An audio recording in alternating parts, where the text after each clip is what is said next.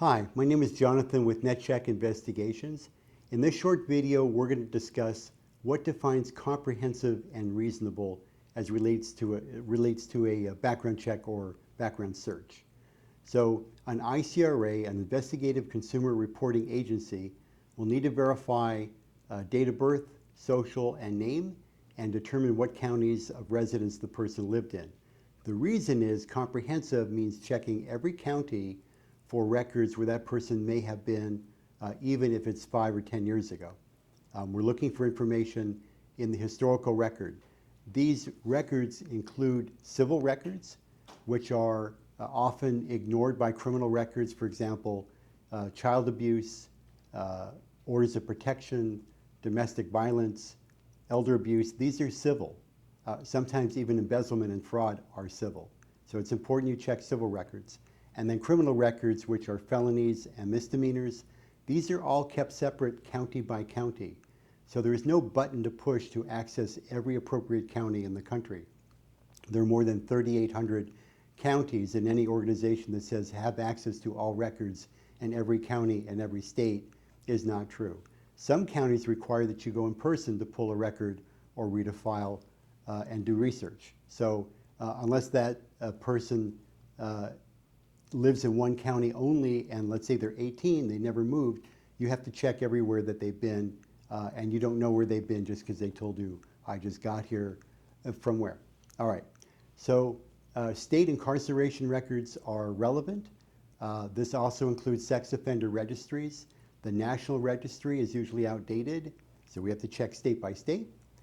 Federal, FBI, terrorist watch list, fraud, embezzlement, federal crimes are another set of records.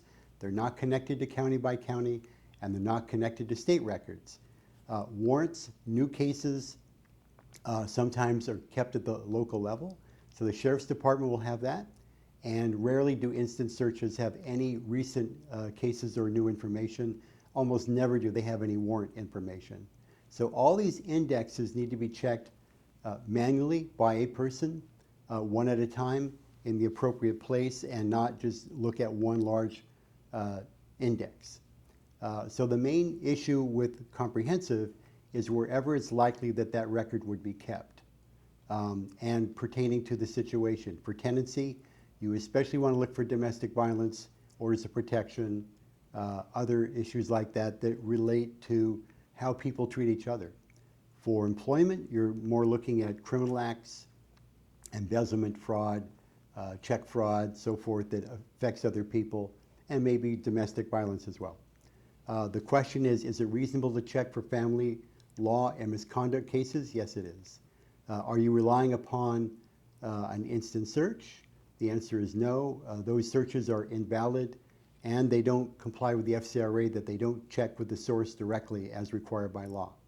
So one way that you can determine if the duty of care doctrine has been followed, or if the FCRA has been followed, is by saying, is it reasonable to look for these things, and is it available? So most searches are under $100, including civil, criminal, state, county by county, federal, and so forth, and most take a day or two. So the answer would be yes, they're reasonable.